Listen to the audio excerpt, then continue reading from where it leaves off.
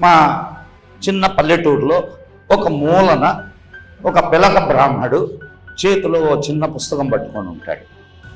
పట్టుకొని అయ్యా ఎవడైనా వెళితే వాళ్ళకి ఈరోజు గ్రహస్థితి చెప్పేస్తాడు.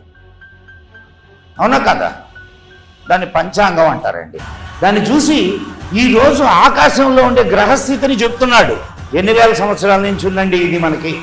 ఈరోజు అతను చెప్పేటటువంటి పంచాంగంలో ఉండేటటువంటి గ్రహస్థితిని కనుక్కోవడానికి సైంటిస్టులు పెద్ద పెద్ద టెలిస్కోపులు పెట్టుకొని ఇది చేస్తున్నారు.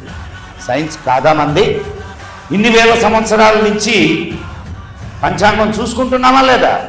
ఎక్కడికైనా పోయేటప్పుడు మనము ఈరోజు ఏంది, తిథి, వార, నక్షత్ర, యోగ కరణాలు, వీటిని గురించి ఆలోచిస్తున్నామా లేదా? ఒక సామాన్యుడి దగ్గరకు వచ్చేసింది సైన్స్. వచ్చిందా రాలేదా? మనం ఒక దేవాలయానికి వెళ్తాం. దేవాలయానికి వెళ్ళి మనం ఎక్కడ ప్రదక్షిణం చేస్తాం? నవగ్రహాలు ఉంటాయి. అవునా? నవగ్రహాలు ఉన్నాయా? దాంట్లో మధ్యలో ఎవరుంటారు? సూర్యకేంద్రక సిద్ధాంతాన్ని మనం దేవాలయంలో మనం చెప్తున్నాం. అక్కడికి వెళ్ళేటటువంటి ప్రతి భక్తుడికి సూర్యకేంద్రక సిద్ధాంతం చాలా ఈజీగా అర్థమయ్యేటట్టు మనం చెప్పాం. అవునా కదా?